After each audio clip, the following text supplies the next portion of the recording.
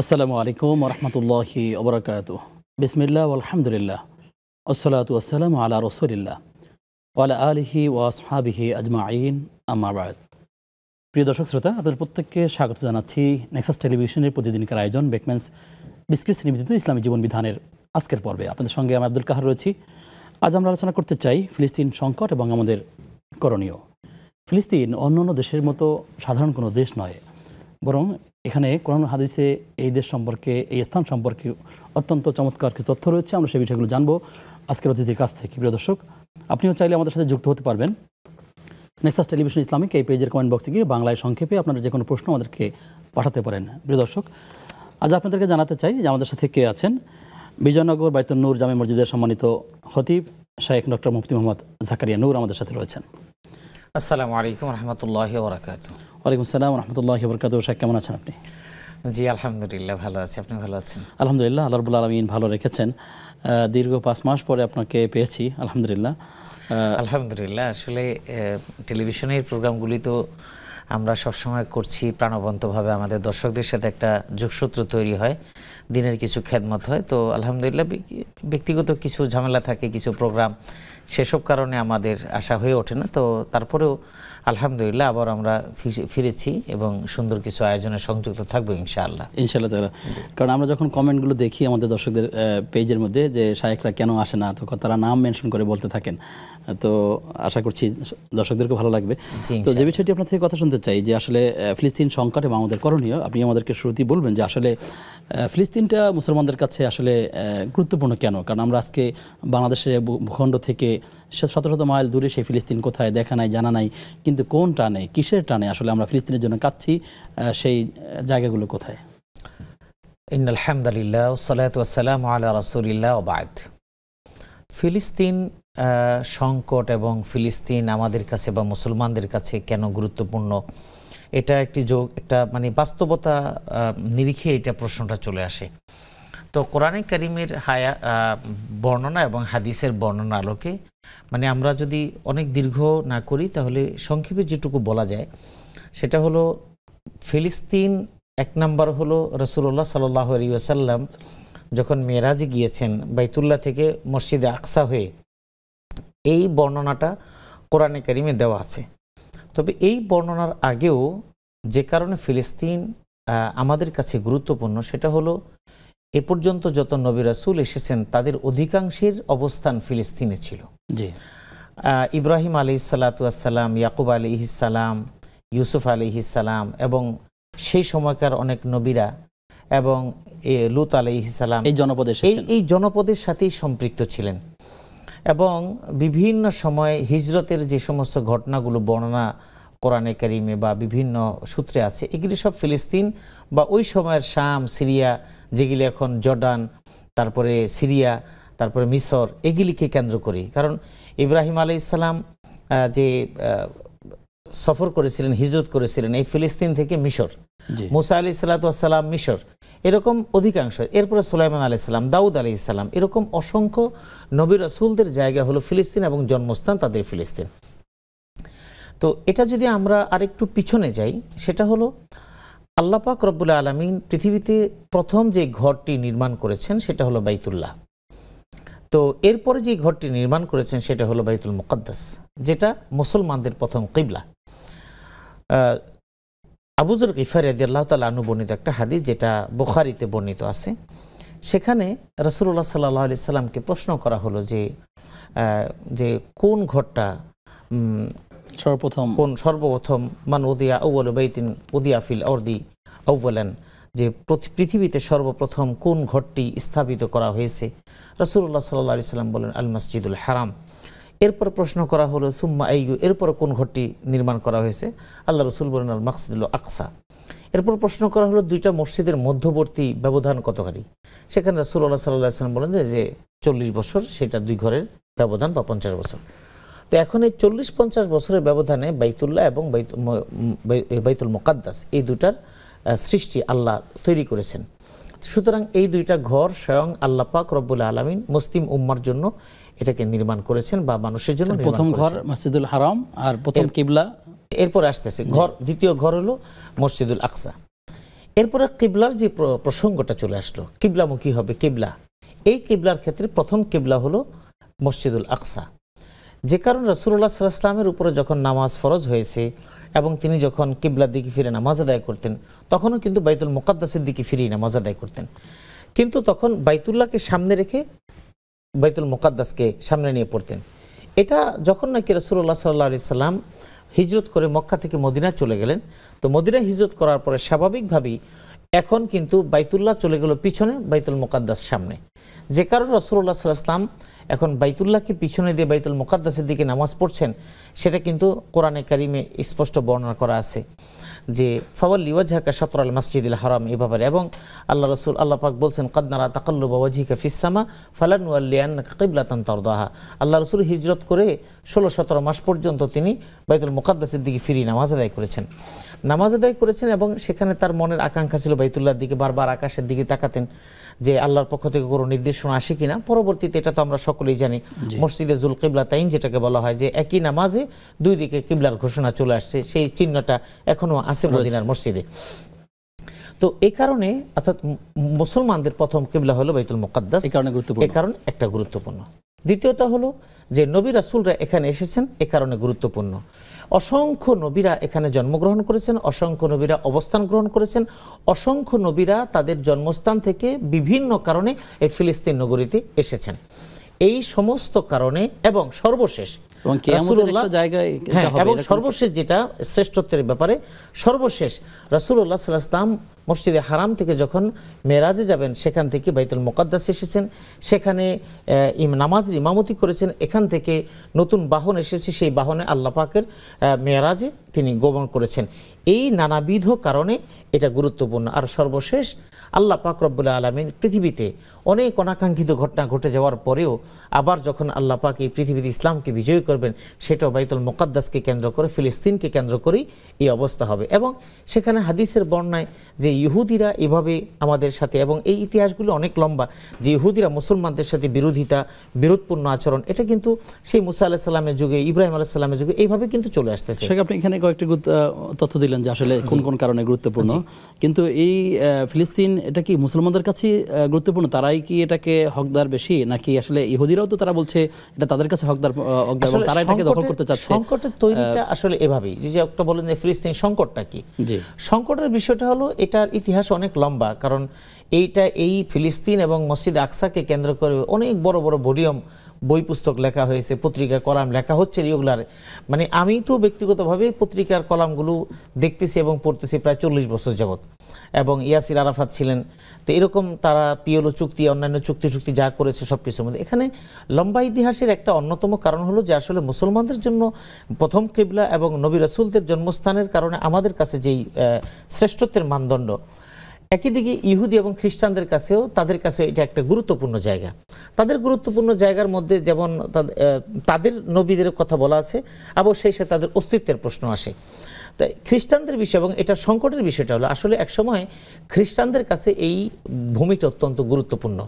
এটার কারণ হলো কি, হযরত ঈসা আলাইহিস সালাতু ওয়াস সালাম এবং মারিয়াম আলাইহিস সালাম, যেটা সূরা আলে ইমরানের মধ্যে, যে ইমরানের স্ত্রী তিনি যখন মান্নত মেনেছিলেন, হান্না বিনতে ফখুজ, তিনি মান্নত মেনেছিলেন তার সন্তানের জন্য, তখন মারিয়াম আলাইহিস সালাতু ওয়াস সালাম জন্মগ্রহণ করলেন।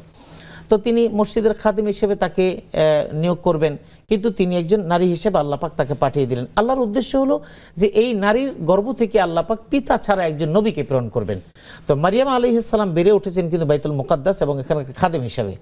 পরবর্তীতে মারিয়াম আলাইহিস সালাতু ওয়াস সালামের গর্ভেই কিন্তু আল্লাহ পাক রব্বুল আলামিন জিবরিলের মাধ্যমে আল্লাহর প্রদত্ত রূহ ফুঁকে দিয়ে তার গর্ভে কোনো পুরুষের স্পর্শ এবং কোনো স্বামী ছাড়া মারিয়াম আলাইহিস সালামের ঔরসে গর্ভে তিনি কিন্তু ঈসা আলাইহিস সালামের জন্ম দিয়েছেন। তো ঈসা আলাইহিস সালাতু ওয়াস সালাম হচ্ছেন খ্রিস্টানদের নবী। খ্রিস্টানরা তো তাদের নবী ছাড়া অন্য কাউকে নবী মানে না, কিন্তু মুসলমানদের ব্যাপারে আল্লাযীনা ইউমিনুনা বিমা উনজিলা ইলাইকা ওয়া মা উনজিলা মিন ক্বাবলিক, আমাদের প্রথম শর্তই দেওয়া হয়েছে যে আল্লাহ রাসূলকে বলা হয়েছে আপনার উপর যে কিতাব অবতীর্ণ হয়েছে এবং আপনার পূর্ববর্তী যে নবীদের উপর সেটাকে আমরা সত্য বলে মেনে নিই। আর মুসলমানদের ধর্ম বিশ্বাসটা হলো আমরা রাসূল সাল্লাল্লাহু আলাইহি ওয়াসাল্লামকে যেভাবে সম্মান করি আমরা ঈসা আলাইহিস সালামকে ঠিক ততটাই সম্মান করি। ইব্রাহিম আলাইহিস সালাম, মুসা আলাইহিস সালাম, দাউদ আলাইহিস সালাম, এরকম যত নবীরা আছেন সমস্ত নবীকে আমরা সমানভাবে সম্মাননা প্রদর্শন করি। কিন্তু খ্রিস্টানরা সেটা করে না। তো খ্রিস্টানদের কাছে ঈসা আলাইহিস সালামের জন্মভূমি হলো এই ফিলিস্তিন। তাদের কাছে ঈসা আলাইহিস সালামের মা মারিয়াম, অর্থাৎ তাদের ভাষায় হলো মেরি, মেরির জায়গা হলো ফিলিস্তিন। এ কারণে তাদের এটা শ্রেষ্ঠত্বের জায়গা। ইহুদিদের কাছে আব্রাহাম অর্থাৎ ইব্রাহিম আলাইহিস সালাম তাদের অবস্থান, কারণ ইব্রাহিম আলাইহিস সালাম এই ফিলিস্তিনে ছিলেন এবং এখানে তিনি সারাকে রেখে তিনি যখন হিজরত করেছেন মানে সারাকে নিয়ে হিজরত করা শুরু করেছিলেন। পরবর্তীতে বাধাগ্রস্ত তিনি ফিরে এসেছেন এবং সেখানে হাজরা আলাইহিস সালামকে তিনি গিফট হিসেবে পেয়েছেন, বাদী হিসেবে বা দাসী হিসেবে তাকে দেওয়া হয়েছে। এরপরে সারা আলাইহিস সালামকে এখানে রেখে তিনি হাজরা আলাইহিস সালামকে নিয়ে বাইতুল্লাহর দিকে তিনি হিজরত করেছেন। তো এই যে অবস্থানটা আব্রাহাম তথা ইব্রাহিম আলাইহিস সালাম, এটা ইহুদিদের কাছে শ্রেষ্ঠত্বের জায়গা। তো ইহুদিরা এটাকে শ্রেষ্ঠত্বের জায়গা মনে করে, আর খ্রিস্টানরা ঈসা আলাইহিস সালাম এবং মারিয়াম আলাইহিস সালামের কারণে তারা এটাকে শ্রেষ্ঠত্বের জায়গা মনে করে। এখন সংকটটা তৈরি হয় কখন? সংকটটা তৈরি হয় একসময় ইহুদিরা সংখ্যায় অনেক নগণ্য ছিল এবং তারা কিন্তু ছড়ানো ছিটানো ছিল সারা বিশ্বব্যাপী এবং আরব ভূখণ্ডের বিভিন্ন জায়গায় তারা ছড়ানো ছিটানো ছিল এবং তারা একীভূত কোনো জায়গায় ছিল, কিন্তু আরব ভূখণ্ডটা ছিল একেবারেই পুরোপুরিভাবে একীভূত। এবং সবচেয়ে মজার বিষয় হলো ওসমানীয় সাম্রাজ্য যখন ব্যাপৃত ছিল, এটা কিন্তু ফিলিস্তিন তাদের অধীনস্থ ছিল। তো এই অবস্থার মধ্যে তখন বিভিন্ন জায়গায় সংখ্যালঘু ইহুদি থাকার কারণে তারা বিভিন্ন সময়ে বিভিন্ন ভৌগোলিক সীমারেখায় বিভিন্ন দেশের মধ্য থেকে তারা বিভিন্ন সময় তারা বিতাড়িত হয়ে এখান থেকে ওখানে তারা আসলে কোথাও স্থান পায়নি। আর খ্রিস্টানরা এই বাইতুল মুকাদ্দাসকে নিজেদের মতো করে পাওয়ার জন্য তারা কিন্তু ক্রুসেড অর্থাৎ যে ধর্মযুদ্ধ, এটা কয়েকবার হয়েছে।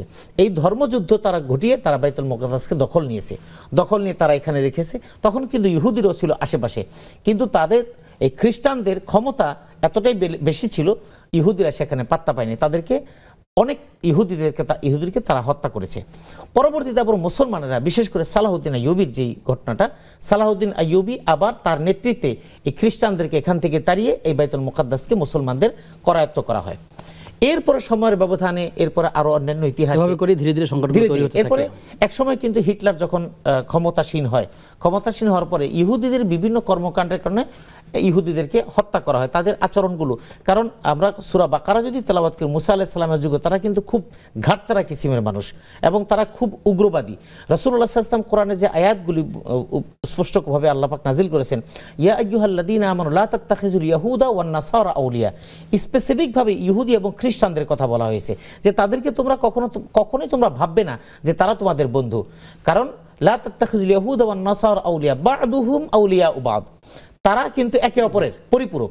এবং এই ধারাবাহিকতায় কিন্তু হিটলার নিজেই ইহুদি ছিল, কিন্তু তাদের আচরণগুলো খুব জঙ্গলি টাইপের হওয়ার কারণে তাদেরকে নিধন করেছে। জি, আমরা আপনার কাছে আসবো বাকি আলোচনায় বিরতির পর ইনশাআল্লাহ। প্রিয় দর্শক, আপনারা দেখছেন ইসলামী জীবন বিধান। সময় হয়েছে একটা বিরতির, ফিরছে কিছুক্ষণ পর, সাথে থাকুন।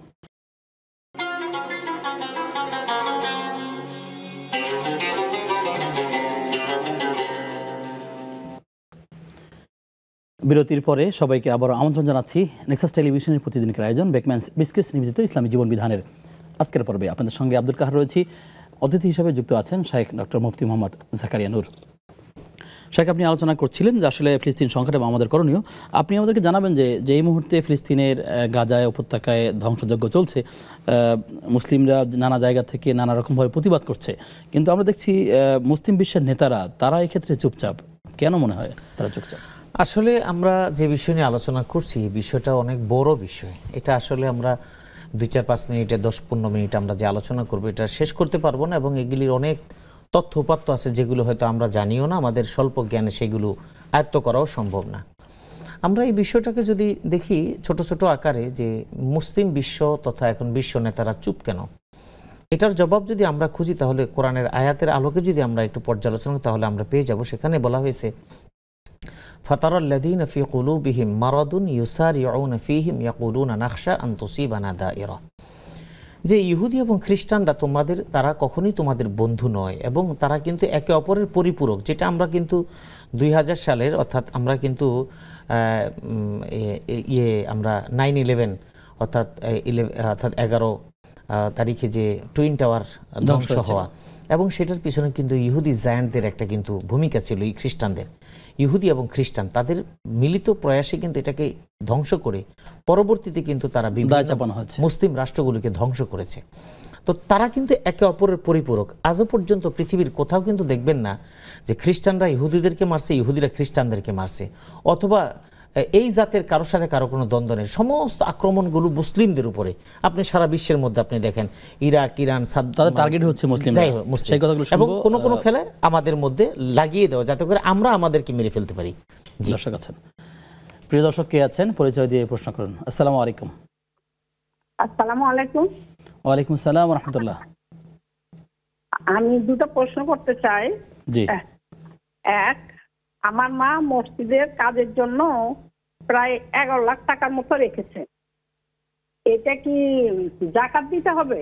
মসজিদের জন্য যখন যা লাগে, সেটা দরকার যখন লাগে তখন নেয়, এটার কি যাকাত দিতে হবে না? টাকাটা কি তার কাছে মজুদ আছে নাকি দিয়ে দিয়েছেন? না, মানে ওনার নেয়নি, মসজিদ থেকে নেয় নেই এখনো। পুরা যখন যেটা লাগতেছে তখন সেটা নেয়। আলাদা করে রেখেছেন? জি, আলাদা করে রেখে দিচ্ছেন ব্যাংকে। জি। আর 2 নাম্বার প্রশ্ন, মসজিদের নিয়তে যদি টাকা রাখা হয়, সেখান থেকে কি আমরা গরিব আত্মীয়কে দিতে পারবো? আচ্ছা, ঠিক আছে। এই দুটো। আসসালামু আলাইকুম। ওয়ালাইকুম আসসালাম ওয়া রাহমাতুল্লাহি ওয়া বারাকাতুহু। প্রশ্নগুলো জানবো আমরা। আশা করি আপনার কথাটা শেষ করে নিই আমরা। তো আমি একটু শেষ করে দিই অল্প কথায়। যেটা হলো যে তো এই মুসলিম যারা বা মোরল যারা আছে, অর্থাৎ যেহেতু ইহুদি এবং খ্রিস্টানরা একে অপরের বন্ধু হিসেবে থাকবে, মুসলমানদের কখনো তারা বন্ধু হবে না। তো এখন মুসলিম বিশ্ব কেন আগায় না, এটার ব্যাপারে কোরআন যেটা বলছে যে ফাতারাল্লাযীনা ফী কুলূবিহিম মারাদ, যাদের অন্তরের মধ্যে ব্যাধি আছে, ব্যাধি বলতে ইমানের ব্যাধি, তারা মানে একটা আতঙ্কে থাকে, একটা আশঙ্কা করে যে আমি যদি তাদের সাথে বৈরী আচরণ করি, অথবা যদি তাদের সাথে বন্ধুত্ব না করি, অথবা এ ব্যাপারে যদি প্রতিবাদী কোনো ভূমিকায় যাই, তাহলে আনতুসিবানা দায়রা, হতে পারে আমাদের উপরে এমন কিছু চেপে যাবে, আমাদের ক্ষমতা হাতছাড়া হয়ে যাবে। এটাকে যদি আমি দেখেন, মিশরি ইখওয়ানুল মুসলিমিন তারা কিন্তু ক্ষমতা পেয়েছিল নির্বাচিতভাবে, কিন্তু পার্শ্ববর্তী বিভিন্ন মুসলিম কান্ট্রিগুলো তাদেরকে সরিয়ে দিয়েছে। কেন সরিয়ে দিয়েছে? এদেরকে সরিয়ে দিয়েছে ইহুদিদের মাধ্যমে। কারণ হলো যে এভাবে যদি স্বাভাবিক নির্বাচনের মাধ্যমে যদি ক্ষমতা যদি পরিবর্তন হয়ে যায়, তাহলে রাজতন্ত্র অথবা পরিবারতন্ত্র যেখানেগুলো প্রতিষ্ঠিত আছে, ধীরে ধীরে এগুলো শেষ হয়ে যাবে। তাদের আনন্দ বিনোদন, তাদের একচ্ছত্র আধিপত্য, এটা চলে যাবে। আজকে প্যালেস্টাইনে ইহুদিরা যে বর্বরতা চালাচ্ছে, সেখানে আরব বিশ্বগুলো যদি সবাই, কারণ চতুর্দিকে আরব বিশ্ব, একদিকে সিরিয়া, জর্দান, মিশর, সৌদি আরব, আরও অনেক রাষ্ট্রগুলো, তুরস্ক, এবং ইহুদিরা অর্থাৎ ইসরায়েল কিন্তু চলেই কিন্তু কারো তেল দিয়ে, কারো গ্যাস দিয়ে, কারো বিভিন্ন জিনিস। ওরা সবার প্রশ্ন যে সৌদি আরব কেন চুপ? মূল বিষয়টা হলো এখানে যে তাদের সাথে একটা চুক্তি, তাদের সাথে অনেক ধরনের ব্যবসায়িক চুক্তি আছে, এবং যদি এর বিরুদ্ধে যায় তারা হয়তো বিরাগভাজন হয়ে যাবে। বিরাগভাজন হয়ে গেলে তখন আমি আপনার ব্যাপারে যদি বিরাগভাজন হয়ে যায়, পরবর্তী আমি চেষ্টা করব তাকে আমি ক্ষমতা থেকে সরাই দিই। ওই ক্ষমতাটা কেউ ছাড়তে চায় না, ক্ষমতার এই স্বাদটা যাতে করে নিজের থেকে না ছুটে যায়, এই জন্য তারা কখনোই এই ফিলিস্তিনের যত যাই হোক, কোনো আরব বিশ্ব কিংবা মুসলিম বিশ্ব কখনোই কোনো ধরনের কার্যকর ভূমিকা তারা গ্রহণ করে না। ফাতারাল্লাযীনা ফী কুলূবিহিম মারাদুন ইউসারিউনা ফীহিম ইয়াকুলুনা নাখশা আন তুসিবানা দায়রা, তারা আতঙ্কে থাকে যে আমি যদি তাদের বিরুদ্ধে লাগতে যাই, না জানি কোন বিপদ আমাদের ঘাড়ে চেপে বসে। আল্লাহর কাছে দোয়া করি, আল্লাহ তাআলা আমাদেরকে এবং তাদেরকে এখন আল্লাহর কাছে দোয়া করা ছাড়া আর কোনো উপায় আমাদের হাতে নেই। জি, দর্শক আছেন, প্রিয় দর্শক কে আছেন আমাদের সাথে? আসসালামু আলাইকুম। ওয়ালাইকুম আসসালাম ওয়া রাহমাতুল্লাহ। আমার দুটো প্রশ্ন। একটা প্রশ্ন হচ্ছে যে আমি নামাজে না এবং কোরআন তেলাওয়াতেও না, এমনিতে সাধারণ সব সময় চলা হাঁটা ফেরা বসায় মনে মনে যদি জিকির করি, মনে করেন লা ইলাহা ইল্লাল্লাহ পড়লাম বা আস্তাগফির পড়লাম, সেটাকে জায়েজ কিনা? আচ্ছা, এটা নামাজেও না, কোরআন তেলাওয়াতেও না, মনে মনে না, ওটা তো আওয়াজ করে। বুঝতে পেরেছি। আর কোনো প্রশ্ন আছে আপনার? আরেকটা প্রশ্ন আছে। একটা বিষয় দেখলাম, কোরআন শরীফের আয়াতের ব্যাখ্যায় দেখলাম যে 70 বছর বয়স হলে নাকি আপনার মানুষের উপর থেকে গুনার বোঝাটা অনেকটা কমিয়ে দেয়া হয়। কোনটা? গুনার বোঝা 70 বছর বয়স হলে মানুষের উপর থেকে গুনার বোঝাটা কিছুটা কমিয়ে দেওয়া হয়, গুনাটা ধরা হয় না। আচ্ছা, ঠিক আছে, আমরা দুটো প্রশ্ন পেয়েছি আপনার, আপনি থাকুন আমাদের সাথে, আমরা জানবো ইনশাআল্লাহ। আমাদের সাথে আরো একজন দর্শক যুক্ত হচ্ছেন। দর্শক কে আছেন? আসসালামু আলাইকুম। হ্যালো, আমারটা বলবো না আমি? আসসালামু আলাইকুম। হ্যালো, জি আমরা শুনতে পাচ্ছি, আপনি প্রশ্ন করুন। হ্যাঁ, ওই যে আমি এই যে ফোন দিয়েছিলাম সেটা, আমি মনে করেন যে বয়স্ক মানুষ এবং অসুস্থ, তারা রোজা করতে পারে না, তাদের মানে তারা যে পরবর্তী রমজান মাসের পরে যে পরবর্তীতে করতে করবে সেটাও তারা পারবে না, তাদের জন্য কি ছেলে মেয়েরা সেই রোজা করে দিতে পারবে নাকি কাফারায় দিতে হবে? একটা প্রশ্ন। জি। আর একটা প্রশ্ন হইলো যে মহিলারা যে বাড়ি মানে বাসায় বাসায় গিয়ে আর কি কোরআন শরীফ শিক্ষা, আরবি শিক্ষাটা দেয়, ওদের পিরিয়ড কালে কি ওটা পড়াইতে পারবে কিনা? আচ্ছা, ঠিক আছে, আপনি থাকুন আমাদের সাথে, আমরা জানবো ইনশাআল্লাহ তাআলা। শেখ, আমাদের কাছে প্রথম যে দর্শক আমাদের বোন প্রশ্ন করেছিলেন যে মসজিদের জন্য নির্ধারিত 11 লক্ষ টাকা তিনি ব্যাংকে রেখেছেন, মসজিদ তার প্রয়োজন এখান থেকে নিয়ে নিচ্ছে, এই টাকাটার জাকাত দিতে হবে কিনা? হ্যাঁ জি, মসজিদের জন্য যেটা 11 লক্ষ টাকা ব্যাংকে রাখা হয়েছে এটা মসজিদের টাকা, এটা কোনো ব্যক্তি মালিকানা না। কিন্তু মসজিদ এখনো নেয়নি, তার হাতেই আছে। হ্যাঁ, যদি মসজিদে না নেয়, কিন্তু মসজিদের টাকা এটা তার ব্যক্তিগতভাবে তার কাছে আমানত রাখা হয়েছে, এই টাকার কোনো জাকাত নেই, বরং এখান থেকে মসজিদের প্রয়োজনে যখন যা দরকার খরচ করবে। এটা ব্যক্তি মালিকানা না, এবং এটার মালিক আপনি ব্যক্তি না, এটা মালিক মসজিদ, আপনার কাছে রাখতে দেওয়া হয়েছে, সুতরাং এটার কোনো জাকাত নেই। জি। দ্বিতীয় একটা কথা বলছেন, মসজিদের যে টাকাটা রাখা হয়েছে সেই টাকা থেকে গরিবদেরকে আবার দান করা বা সহায়তা করা, নিকটাত্মীয়দের, এখানে বিষয় হলো মসজিদের ফান্ডের যে টাকাটা, মসজিদের জন্য যে টাকাটা রাখা হয়েছে, এই টাকাটা কি আপনি আপনার ফান্ড থেকে রেখেছেন নাকি মসজিদ কর্তৃপক্ষ অথবা তিনি নিজেই রেখেছেন? আপনি নিজেই রেখেছেন, মসজিদের জন্য রেখেছেন। ওনার মা নির্ধারিত করে রেখেছেন মসজিদের জন্য। হ্যাঁ, যদি আপনি মসজিদের জন্য রেখে দিয়ে থাকেন যে, এবং মনের ভিতরে সেটাই এরাদায় থেকে থাকে যে আমি মসজিদের জন্য আমি রেখে দিলাম 11 লক্ষ টাকা, এটা মসজিদের কাজে ব্যবহার করব, এটা আপনি নিয়ত করার পরে কিন্তু এটা মসজিদের জন্য খাস হয়ে গেছে, ওখান থেকে এখন দুস্থ দরিদ্রদের জন্য আপনি এখন আর ব্যবহার করতে পারবেন না, কারণ যেহেতু এটা মসজিদ, এটা আলাদা একটা খাত, এই জন্য এটার টাকাটা এটার মধ্যে আপনি ব্যবহার করতে হবে, অন্য কোথাও আপনি ব্যবহার করতে পারবেন না। জি। আমাদের বোন প্রশ্ন করেছিলেন যারা তিনি মনে মনে জিকির করতে পারেন কিনা, যে তাসবিহাতগুলো আছে। জি, অর্থাৎ কোরআন তেলাওয়াত বা অন্য কোনো সময় না, আপনি মনে মনে হাঁটতে চলতে জিকির করতে পারেন। হ্যাঁ, এটা অবশ্যই ভালো কাজ। আল্লাযীনা ইয়াযকুরুনা আল্লাহা কিয়ামান ওয়া কুউদান ওয়া আলা জুনুবিহিম ওয়া ইয়াতাফাক্কারুনা ফি খালকিস সামাওয়াতি ওয়াল আরদ। কোরআনে কারীমের আগে পরে বিভিন্ন বর্ণনার সাথে এই কথা বলা হয়েছে, অর্থাৎ যারা দাঁড়িয়ে বসে বিভিন্ন সময় জিকির আজকার করে, তার মানে আপনি যে অবস্থায় থাকবেন না কেন সেই অবস্থায় আপনি তাসবিহাত পাঠ করতে পারেন, সুবহানাল্লাহ, আলহামদুলিল্লাহ, লা ইলাহা ইল্লাল্লাহ, আল্লাহু আকবার, অথবা লা ইলাহা ইল্লাল্লাহ, যেভাবে যে জিকিরগুলো হয় আপনি সব সময় পড়তে পারবেন, কোনো সমস্যা নেই। জি, আপনার কাছে আরো দর্শক আছেন। দর্শক কে আছেন আমাদের সাথে? আসসালামু আলাইকুম। ওয়ালাইকুম সালাম, আমি ঢাকা উত্তরা থেকে বলছি, হামিদা। জি। আমার প্রশ্ন ছিল ভাইয়া, আমার কাছে একজনের টাকা পাইবো, মনে করেন ফেরারি করতো, ব্যবসা করতো, অনেক টাকা আমি খুঁজে পাচ্ছি না, তার এলাকাও চিনি না, তার বাসাও চিনি না, তার কোনো আত্মীয় স্বজন চিনি না, অনেক সেই টাকাটা আমি কিভাবে তাকে দিব? আমি অনেকদিন দিয়ে অপেক্ষা করতেছি, দিতে সে আসছে সেটাও আমি জানি না, অনেক টাকাটা আমি কিভাবে তাকে দিব, যদি বইলা দিতেন। জি। আরেকটা প্রশ্ন আমার মেয়ে বলছে কি যে আম্মু তুমি একটা প্রশ্ন করো, আমি মাদ্রাসা ভর্তি হয়েছি, মানে আমার বাচ্চার বয়স 6, মাদ্রাসা ভর্তি হয়েছি, আমি এত অসুস্থ থাকি কেন, আল্লাহ আমার এত অসুস্থ দেয় কেন, আমার বাচ্চা সেই প্রশ্নটা বলতে বলছে। আপনি থাকুন আমাদের সাথে, আমরা উত্তরগুলো ধারাবাহিকভাবে জানবো ইনশাআল্লাহ তাআলা। শেখ, আমাদের দর্শক প্রশ্ন করেছিলেন যে বয়স যদি বেশি হয়ে যায়, বিশেষ করে তিনি 70-এর কথা উল্লেখ করেছেন, এই সময়ের পরে গুনাহ লেখা হয় না, এরকম কিছু আছে কি? জি বোন, আপনি বলেছেন যে আপনি কোথায় তাফসিরে পেয়েছেন যে বয়স 70 হয়ে গেলে তারপরে গুনার বোঝা হালকা করে দেওয়া হয়। আসলে বিষয়টা কিভাবে পড়েছেন সেটা যেহেতু আমি জানি না, আমরা যেটা বুঝি সেটা হলো কোরআনে কারিমে কিছু বর্ণনা আছে যে ওয়াল কাওয়াইদু মিনান নিসা ইল্লাতি লা ইয়ারজুনা নিকাহান ফালাইসা আলাইহিন্না জুনাহুন আইয়াদানা থিয়াবাহুন্না গায়রা মুতাবাররিজাতিন বিজিনা।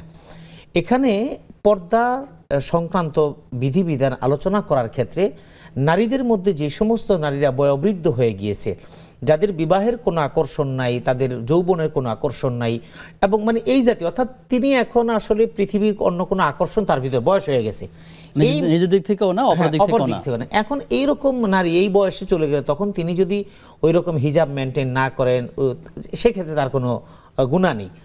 এখন হয়তো এই আয়াতের তাফসিরে হয়তো বা থাকতে পারে, আমি জানি না, যেহেতু আপনি বলেছেন আপনার কথা। তো এক্ষেত্রে যদি কোথাও এমন থাকে, বিষয়টা হলো এরকম যে অর্থাৎ 70 বছর পার হয়ে যাওয়ার পরে একটা মানুষের পৃথিবীর কোনো চাহিদা তার ভিতরে কাজ করে না, এবং পৃথিবীর চাহিদা কাজ করে না, আবার কোনো গুনাহের প্রতি তার আকর্ষণ থাকে না, এমনকি তার ভিতরে কোনো স্বাভাবিক সেন্সও অনেক সময় কাজ করে না। তো এই নানাবিধ কারণে তখন তার প্রতি শরীয়তের বিভিন্ন বিষয়গুলো একটু হালকা করে দেওয়া হতে পারে। আপনি নামাজে দাঁড়িয়েছেন, রাকাত মনে নেই, আল্লাহ হয়তো এটা আপনাকে ক্ষমা করে দিতে পারেন। বয়সের কারণে একসময় রোজা রাখতে পারছে না, অথবা রোজা রেখে খেয়ে ফেলছে, নামাজ 2 সেজদার জায়গায় 3 সেজদা দিয়ে ফেলছে, অথবা 2টার জায়গায় 1টা সেজদা দিয়ে উঠে গেছে। এই বিষয়গুলোকে একটু স্যাক্রিফাইসের নজরে আল্লাহ পাক হয়তো দেখবেন, এরকম অর্থ হতে পারে এটাই। কিন্তু স্বাভাবিকভাবে বয়স হয়ে যাওয়ার পরে স্বাভাবিক সেন্স থাকবে, সব কিছু থাকবে, এরপরে ইচ্ছাকৃতভাবে অপরাধ করবে সেটা করবেন না, এটা কিন্তু না। আসলে এটার সাথে আমার যতটুকু বোঝা পড়ে আপনার কথায় এটাই হবে ইনশাআল্লাহ। জি, শেখার কাছে প্রশ্ন আছে, আমরা বিরতি থেকে ফিরে এসে জানবেন ইনশাআল্লাহ। প্রিয় দর্শক, আপনারা দেখছিলেন বেকম্যানস বিস্কিটস নিবেদিত ইসলামী জীবন বিধান। সময় হয়েছে আবার একটা বিরতির, ফিরছে কিছুক্ষণ পর, সাথে থাকুন।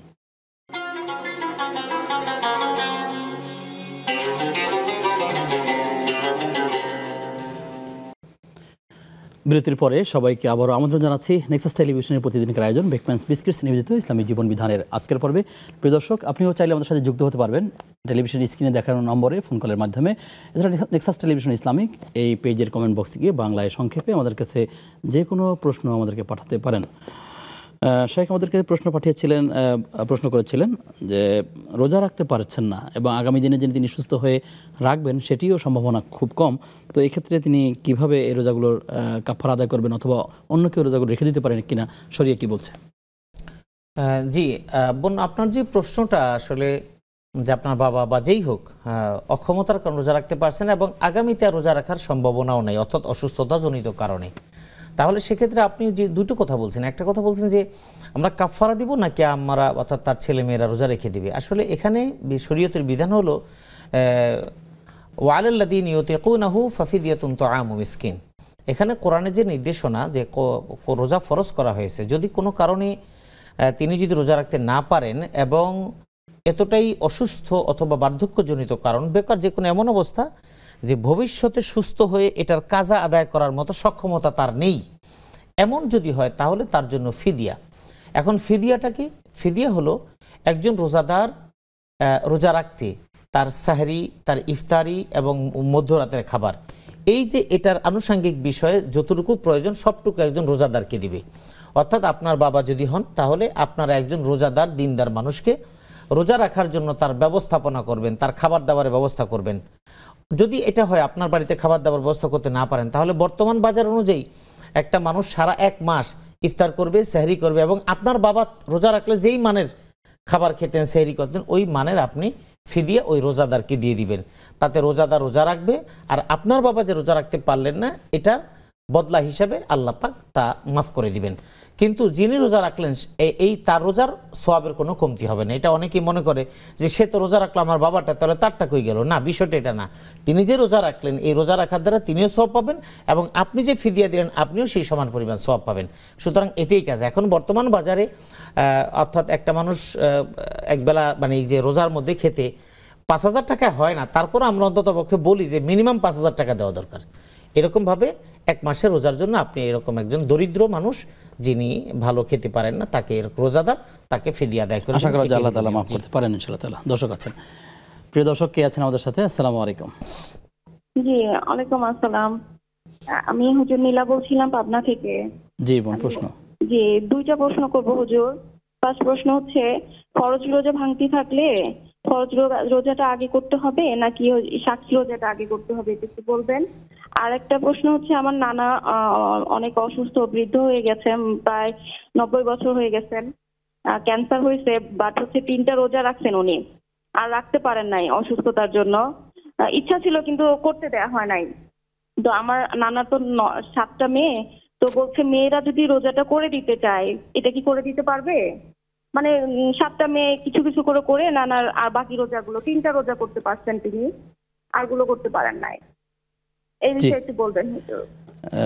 আপনি থাকুন আমাদের সাথে, আমরা জানবো ইনশাআল্লাহ তাআলা। দর্শক কে আছেন আমাদের সাথে? আসসালামু আলাইকুম। আসসালামু আলাইকুম। ওয়ালাইকুম সালাম। আমি রাজশাহী থেকে প্রতিভা বলছি। জি হুজুর, সওয়ালের 6টা রোজা কি আয়ামের বিজয়ের রোজাও করতে হবে 6টা বাদে? আচ্ছা আচ্ছা, আর কোনো প্রশ্ন আছে আপনার? না, আর কোনো প্রশ্ন নাই। জি, আসসালামু। আপনি থাকুন আমাদের সাথে, আমরা জানবো ইনশাআল্লাহ তাআলা। শেখ প্রশ্ন হচ্ছে যে মহিলারা বাসায় আরবি পড়ান অনেকেই আছেন যারা আরবি শিক্ষক, কিন্তু যখন তার অসুস্থতার একটা পিরিয়ড সময় থাকে, এই সময় তিনি কোরআন পড়াতে পারবেন কিনা? হ্যাঁ, এটা একটা ইম্পর্টেন্ট বিষয় যে যেই সমস্ত বোনেরা কোরআনের প্রশিক্ষক, অর্থাৎ মানুষকে কোরআন শিখায়, অর্থাৎ বাচ্চাদেরকে, তো তার এই পিরিয়ড চলাকালীন সময় তিনি শিখাতে পারবেন কিনা, এখানে খেয়াল করতে হবে। আপনি শিখাতে পারবেন কিভাবে? যেমন মনে করেন একজন আরবি পড়তেছে, যে কায়দা পড়তেছে, আপনি কায়দা পড়াতে পারবেন, সেখানে এটা কোরআনের আয়াত না, সেখানে আরবি শব্দগুলিকে যুক্ত অক্ষর, যে কাপ রিডিং পড়া, কাপ পেশকু, তারপরে লাম পেশলু, লামোয়া পেশলু, এইরকমভাবে কুলু, এই যে কাপোয়া পেশকু, লামোয়া পেশলু, কুলু, এইভাবে পড়ানো কোনো সমস্যা না। কিন্তু যদি এমন হয় একজন কোরআনে কারিমে তিলাওয়াত করছে আর আপনাকে পড়ে দিতে হচ্ছে জালিকাল কিতাবু লা রাইবা ফি, পুরো আয়াত, এভাবে পড়ানো যাবে না। আপনি প্রশিক্ষক হিসেবে এই পিরিয়ড চলাকালীন সময় আপনি যেভাবে পড়াতে পারবেন, জালিকাল কিতাবু, এই যে ভেঙে ভেঙে এভাবে পড়ানোর এটা বৈধ। তবে স্বাভাবিকভাবে কোরআনে কারিমের তেলাওয়াত হিসেবে সেটা এই সাময়িক অসুস্থতাকালীন সময় করা যাবে না। তিরমিজির একটা হাদিস, লা তাকরাউল হাইজু ওয়ালাল জুনুবু শাইআম মিনাল কোরআন, রাসূলুল্লাহ সাল্লাল্লাহু আলাইহি ওয়াসাল্লাম স্পষ্টভাবে নিষেধ করে দিয়েছেন, যার উপরও গোসল করা ফরজ অথবা যার এই মাসিক অসুস্থতা চলছে তার জন্য কোরআনে কারিমে তেলাওয়াত করা বৈধ নেই।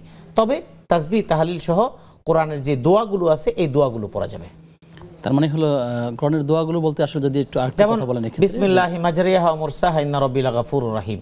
আমি লিফটে উঠলাম, বিমানে উঠলাম, সুবহানাল্লাযী সাখারা লানা হাযা মা কুন্না লাহু মুকরিনিন, কোরআনের আয়াত, কিন্তু এটা দোয়া হিসেবে ব্যবহার হচ্ছে, এটা পড়া যাবে, কিন্তু আয়াত যেটা তেলাওয়াত সেটা করা যাবে না।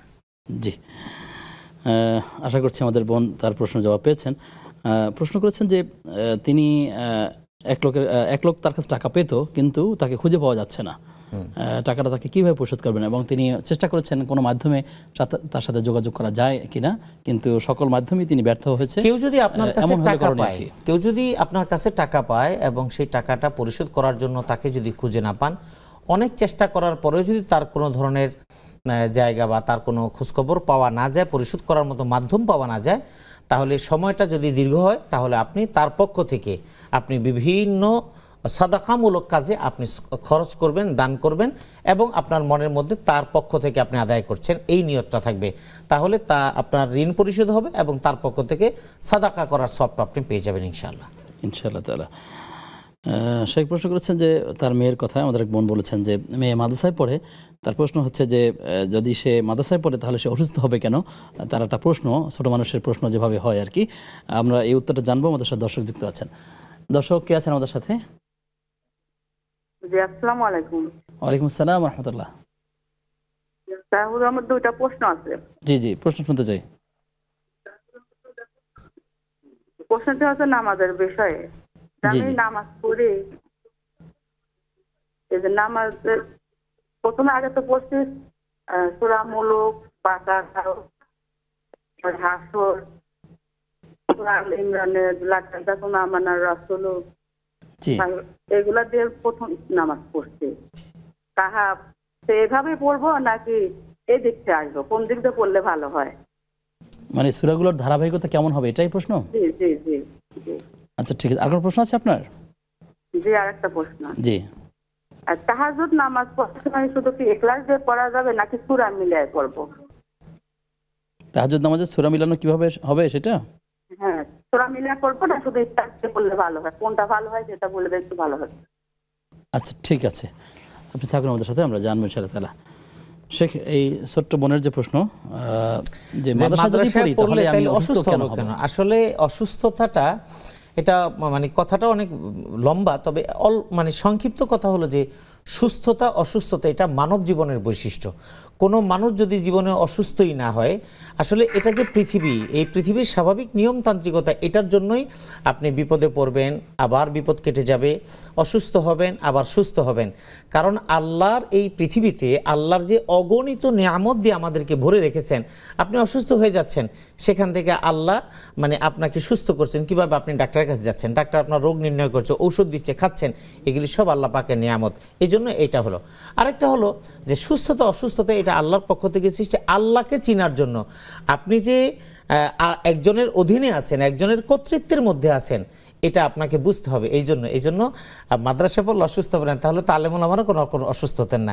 নবী রাসূলও তো অসুস্থ হতেন না, তাহলে নবী রাসূলও তো দীর্ঘ অসুস্থতার মধ্যে ছিলেন, অনেক কষ্টের মধ্যে ছিলেন, বিভিন্ন সময় নির্যাতনের মধ্যে ছিলেন। এটা মানুষের জীবন, আরো অনেক নবীরই। তো সেজন্য এটা হলো স্বাভাবিক। ছোট মানুষ হয়তো তার মনের মধ্যে ডাক খেয়ে যায়, মাদ্রাসা পড়ে আমি কেন অসুস্থ হয়ে যাব, হয়তো আস্তে আস্তে বড় হয়ে গেলে তার এগুলি বুঝটা ক্লিয়ার হয়ে যাবে ইনশাআল্লাহ। দর্শক আছেন, প্রিয় দর্শক কে আছেন আমাদের সাথে?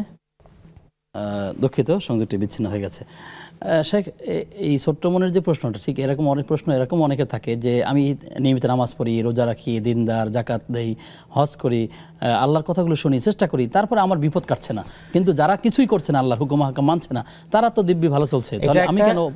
এই প্রশ্নটা অত্যন্ত গুরুত্বপূর্ণ। আমি একটা কথা বলি, আপনি যাকে খুব বেশি ভালোবাসেন, যাকে আপনি খুব মন থেকে ভালোবাসেন, আপনি তার ব্যাপারে কিন্তু খোঁজ খবর রাখেন, এবং সে কিন্তু ভালো করলে খুশি হন, কিছু উল্টাপাল্টা করলে কিন্তু ধমক দেন।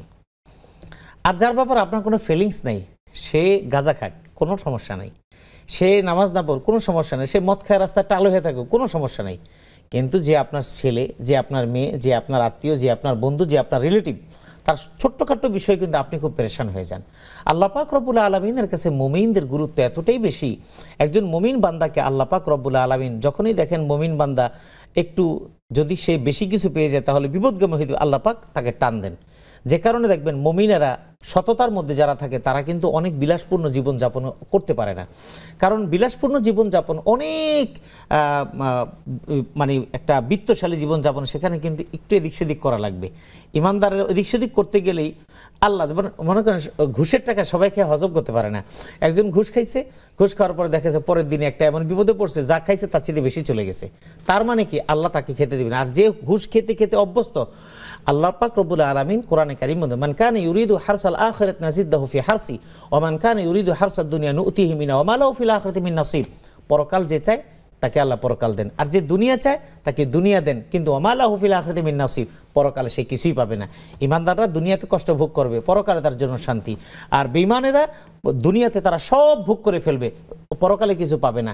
তাদেরকে তাহলে কেন দুঃখ কষ্ট দিলেন না? আল্লাহ পাক এই জন্য দেন নাই। হাসরের ময়দানে এই নাফরমানেরা যেন বলতে না পারে যে আল্লাহ দুনিয়াতেও দেন, আখিরাতেও দেন। আল্লাহ এই জন্য বলবেন যে তোরে তো দুনিয়া চাইছিস, দুনিয়া দিয়ে দিছি, সব তোকে দিয়ে দিছি, এখন আমার কাছে তোমরা যে শাস্তি পাও। এই জন্য ইমানদারেরা কখনো যেন বিপদগামী হয়ে না যায়। এই জন্য আপনি যখনই বিপদগামী হচ্ছেন, আল্লাহর কাছে রাখছেন, আল্লাহ এটা খুব পছন্দ করে। একটু অভাবে পড়তে পারছেন, আল্লাহ তুমি আমার অভাবটা দূর করে দাও। আল্লাহ এতটাই বেশি পছন্দ করেন। ওই যে বললাম, যাকে যে ভালোবাসে সে, এই তুমি কেন গেলা, কোথায় গেলা, কখন আসছো, এটা কিন্তু বাবা জিগায়, এটা কিন্তু মা জিজ্ঞেস করে, কিন্তু অন্য কেউ তো আপনাকে জিজ্ঞেস করবে না। এটা ভালোবাসা, আল্লাহ পাকের ভালোবাসা, রহম, দয়া মুমিনের উপরে থাকে। এই জন্য আল্লাহ পাক মুমিন হচ্ছে যে যখন সে পাবে কৃতজ্ঞতা আদায় করবে, প্রশংসা আদায় করবে, বিপদ আপদ যতই হোক আল্লাহ আমাদেরকে কাছে রাখতে চান, ধৈর্য ধারণ করবে। এটাই হলো। ফিরবো বিরতির পর। জি, প্রিয় দর্শক, আপনারা দেখছিলেন বেকম্যানস বিস্কিটস নিবেদিত ইসলামী জীবন বিধান। সময় হয়েছে সর্বশেষ বিরতির, ফিরছি কিছুক্ষণ পর, সাথে থাকুন।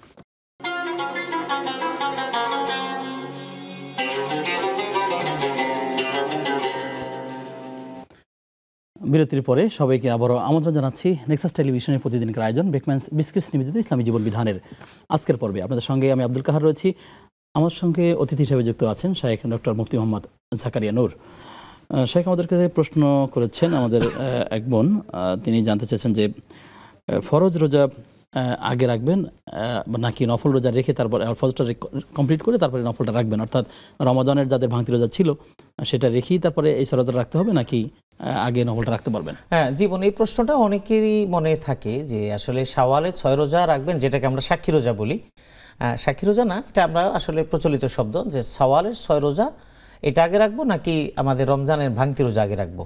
একটা হাদিসের যে শব্দ, যে মান সামা রমাদানা সুম্মা আতবাহু সিত্তা মিন শাওয়াল কানা কাসিয়ামিদ দার, রাসূলুল্লাহ সাল্লাল্লাহু আলাইহি ওয়াসাল্লামের হাদিস হলো যে রমজানের রোজা রাখলো, এরপরে অতঃপর শাওয়ালের 6 রোজা রাখলো, এখানে যে অতঃপর শব্দটা দেওয়া হয়েছে সংযুক্তি, এই অর্থের দ্বারা এটা বোঝা যায় যে রমাদানের রোজাগুলো কমপ্লিট করতে হবে। এখন রমজানের আপনার 6টা রোজা ভেঙে গেছে বিভিন্ন কারণে, অসুস্থতা জনিত, কম বেশি হতে পারে। এখন এটার জন্য রাস্তা কি? রাস্তা দুটোই, অর্থাৎ সবচেয়ে উত্তম হয় যে আপনি রমজানের ভাঙতি রোজাগুলো আগে রেখে দিবেন, রেখে দেওয়ার সাথে সাথে এর পরবর্তীতে 1-2 দিন গ্যাপ দিয়ে তারপর আপনি শাওয়ালের 6টা রোজা রেখে দিবেন। কিন্তু এটা যদি অনেক সময় মনে হয় যে আসলে ক্লান্তি লাগে, তো সেক্ষেত্রে আপনি শাওয়াল মাসের রোজাটা যেহেতু এই মাসের সাথে সম্পৃক্ত, তাহলে আগে আপনি শাওয়াল রোজা রাখতে পারেন, আমি রাখতে নিষিদ্ধ, রাখতে পারেন, তবে ওইটা রাখতে পারলে ভালো। যদি একান্ত কোনো কারণে না পারেন তাহলে শাওয়ালের রোজাটা রেখে দেন, যেহেতু শাওয়ালের পরে আর রোজা রাখতে পারবেন না, তো শাওয়ালের রোজাটা আগে রেখে এর পরবর্তীতে আপনি আপনার ভাঙতি রোজাটা আদায় করে নিতে পারবেন, কোনো সমস্যা নেই। বর্ণিলা, আপনি একটু প্রশ্ন করেছিলেন যে তার বয়স 90 বছর, তার মেয়েরা 7 জনে তার ভাঙতি রোজাগুলো রেখে দিতে পারে কিনা। তিনি 3টে রোজা রেখেছিলেন। তার জন্য পরামর্শ হচ্ছে, আমরা আজকের দিনের যতগুলো প্রশ্ন দিয়েছি তার শুরুর দিকে 5 নম্বর প্রশ্নে আমরা এই উত্তরটা বলেছি। আপনি যদি মেহরবানি করে ওইখান থেকে দেখে নেন তাহলে ভালো হবে। ফিদিয়া আদায় করার ব্যাপারে বলেছি। জি, প্রশ্ন হচ্ছে যে 6টি রোজা রাখা আর হলো সোমবার এবং বৃহস্পতিবারের যে রোজা রাখা, কিংবা 13, 14, 15 তারিখে রোজা রাখা, এটা যদি একত্রে করে তাহলে কি? এটার ক্ষেত্রে আপনি করতে পারবেন, অর্থাৎ যদি আপনি শাওয়ালের রোজাটা আপনি 13, 14, 15 তারিখে রাখলেন, সেই ক্ষেত্রে আপনার এটা আদায় হয়ে যাবে। সোম বৃহস্পতিবার এভাবে করে আপনি রাখলেন, আপনার আদায় হয়ে যাবে, কোনো সমস্যা নেই। জি, আরেকজন প্রশ্ন করেছেন, নামাজের মধ্যে তিনি সূরা মুলক, হাশর এবং কাহাব এভাবে যে সূরাগুলোর কথা বলেছেন, এগুলো পড়ার ক্ষেত্রে কোনো ধারাবাহিকতা রাখা লাগবে নাকি যখন যেটা ইচ্ছা হয় তিনি পড়তে পারবেন? সূরা হাশর, সূরা মুলক এবং বা সূরা বাকারার শেষ 3 আমানা রসুল, এগুলি আপনি যদি পড়তে চান আপনি পড়তে পারেন। যেমন আমানা রসুল এটা আপনার 3 পারায়, সূরা হাশর 28 পারায়, এরপরে সূরা মুলক 29 পারায়, তাহলে আপনি আমানা রসুল এভাবে ধারাবাহিকভাবে রক্ষা করে আপনার পড়তে হবে একই নামাজে। অর্থাৎ 2 রাকাত পড়লেন 2 রাকাতে, যাতে করে প্রথম রাকাতে এদিকে হয়, দ্বিতীয় রাকাতে এর পরে হয়, এভাবে পড়তে পারেন। আর এই সূরাগুলো বা এই আয়াতগুলোকে ফিক্সড করা না, অর্থাৎ ফাকরাউ মা তায়াসসারা মিনাল কুরআন, আপনার যেভাবে খুশি আপনি তেলাওয়াত করতে পারেন, কোনো সমস্যা নেই। জি, প্রশ্ন হচ্ছে অনলাইনে, মিজানুর রহমান আনফা দিল সিদ্দিকা এই আইডি থেকে প্রশ্ন করেছেন যে কসরের নামাজ যখন আদায় করব, জোহরের আসর একসাথে, তখন জোহরের 2 রাকাত, আসরের 2 রাকাত আলাদা আলাদা করে পড়তে হবে নাকি একবার নিয়ত করে নেব? কীভাবে পড়ব? কসরের নামাজ আপনি পড়বেন জোহরের 2 রাকাত, আসরের 2 রাকাত, সেগুলো তো অবশ্যই আলাদা, এগুলো তো এক নামাজ না। এই জন্য 2 রাকাত 2 রাকাত করে জোহরের 2 রাকাত, আসরের 2 রাকাত এভাবে পড়তে হবে, এটা একসাথে পড়লে হবে না। জি, তার আরেকটা প্রশ্ন হচ্ছে যে আল্লাহ তাআলা তো অসীম ক্ষমতার অধিকারী, তো আল্লাহ তাআলা কি পারেন না তাহলে যে ফিলিস্তিনের উপর যে অত্যাচার নির্যাতন চলছে, তো সেক্ষেত্রে আল্লাহ তাআলা তাদেরকে এটার জবাব দিচ্ছেন না কেন? তাৎক্ষণিকভাবে কিছু করতে পারছেন, সেটা হচ্ছে না কেন? জি, আল্লাহ পাক রব্বুল আলামিন চাইলে সব কিছুই পারেন। যে সময় মানুষ যেমন বাইতুল্লাহ, যখন আব্রাহা যখন হস্তি বাহিনী নিয়ে এসেছিল, তখন আল্লাহ পাক রব্বুল আলামিন কিন্তু আবাবিল অর্থাৎ যাকে যাকে পাখি দিয়ে কিন্তু তাদেরকে নাস্তানাবুদ করে দিয়েছেন। এখন আমরা 200 কোটি মুসলমান থাকার পরে আমাদের আবাবিলের অপেক্ষা আমাদের করতে হচ্ছে। এটা আল্লাহ কেন করেন না? এই যে পৃথিবীতে আমাদেরকে পাঠিয়েছেন, ন্যায় অন্যায়, দিনের প্রতি দায়বদ্ধতা এবং সব কিছু, এটার পরীক্ষার জন্য আমাদেরকে দুনিয়াতে পাঠিয়েছেন। আমাদেরকে পাঠিয়ে দেওয়ার পরে যদি এখনও যেমন মনে করেন আপনার একটা অফিসে আপনি চাকরি করেন, আপনার অফিসে আপনি চাকরি করেন এবং আপনার মতো এরকম 50 জন 100 জন এমপ্লয়ি আছে।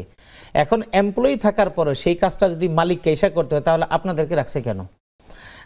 আমরা যে টেলিভিশন প্রোগ্রাম করছি, এই টেলিভিশন প্রোগ্রামের সামনে আমাদেরকে দেখেন, আমাদের পিছনে অনেক ভাইরা কাজ করছেন, এটার যারা পরিচালনা করছেন তারা কিন্তু এখানেও নেই, পিছনেও নেই, তারা কিন্তু তাদের জায়গায় আছে।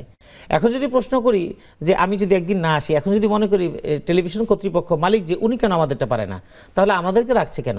আল্লাহ পাক রব্বুল আলামিন এই পৃথিবীটা তার নিয়ন্ত্রণে, কিন্তু আমাদেরকে খেলাফতের দায়িত্ব দিয়ে দিন পালন এবং দিন বিজয়ী করা না করা এই সব কিছু দিয়ে পাঠিয়েছেন আমাকে কাজ কিছু করার জন্য।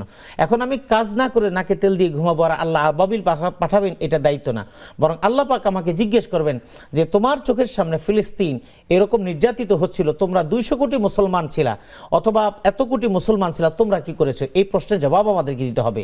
আরব বিশ্বের বিভিন্ন রাজা বাদশারা তারা স্বর্ণের পেয়ালা দিয়ে তারা চা খাচ্ছেন, স্বর্ণের জুতা ব্যবহার করছেন, স্বর্ণের গাড়ি ব্যবহার করছেন, আর গাজা, রাফা, ফিলিস্তিন বিভিন্ন অঞ্চলের মানুষেরা তারা ঘাস খেয়ে তারা বাঁচে। তো এই জবাবগুলো তাদেরকে দিতে হবে। এটা পরীক্ষা কেন্দ্র। আল্লাযী খালাকাল মাউতা ওয়াল হায়াতা লিয়াবলুয়াকুম আইয়ুকুম আহসানু আমালা। কোরআন বলছে পৃথিবীতে তোমাদেরকে কেন পাঠানো হয়েছে? লিয়াবলুয়াকুম আইয়ুকুম আহসানু আমালা, তোমাদের কার কার্যক্রম কোন পর্যায়ে সেটা আমি একেবারে পরিপূর্ণভাবে তোমাদেরকে পরীক্ষা নিরীক্ষা করছি। সুতরাং আমি আপনি বললে হবে না, আমারও দায়বদ্ধতা আছে।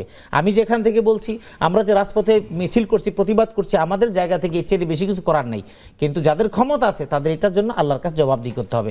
আল্লাহ এখনও পারেন, তবে আল্লাহ যা করার তখন করবেন, কিন্তু এটা আমাদেরকে দিয়ে আল্লাহ পরীক্ষা করছেন, আমরা ব্যর্থ হয়ে যাচ্ছি, আল্লাহর কাছে আমাদের জবাবদিহি করতে হবে। আল্লাহ তাআলা আমাদেরকে ইমানি শক্তিরও বাড়িয়ে দিন। শাইখ, যে বিষয়ে আমরা কথা বলছি ফিলিস্তিন সংকট এবং আমাদের করণীয়, আপনি আমাদেরকে বলবেন যে আসলে আমাদের কি করা দরকার এই ক্ষেত্রে? ফিলিস্তিন সংকট এটা তো আসলে যুগ যুগ ধরে চলে আসছে, এবং এটার মূল কারণ হলো ইহুদি জায়নাবাদ। তাদের মধ্যে উচ্ছৃঙ্খল উগ্র যে গোষ্ঠীটা আছে, সেই গোষ্ঠীটা বিভিন্ন সময় বিভিন্ন দেশে তারা থাকতে না পেরে এক সময় তারা চিন্তা করলো এবং বিভিন্ন ব্যক্তিদের মাধ্যমে আরব ভূখণ্ডেরই যে ওই ফিলিস্তিনি অঞ্চলে এই জায়গাটা বিশাল বড় জায়গা, এখানে তারা জমা হতে শুরু করলো। এবং বর্তমান জাতিসংঘ এবং অন্যান্য বিশ্ব মোড়লেরা তৎকালীন সময়ে তারা অনুরোধ করলো যে তোমরা এই অসহায় মানুষগুলোকে এক জায়গা দিয়ে একটু জায়গা দিয়ে দাও, তাদের পরনে কাপড় নাই, কিছু নেই, এরকম।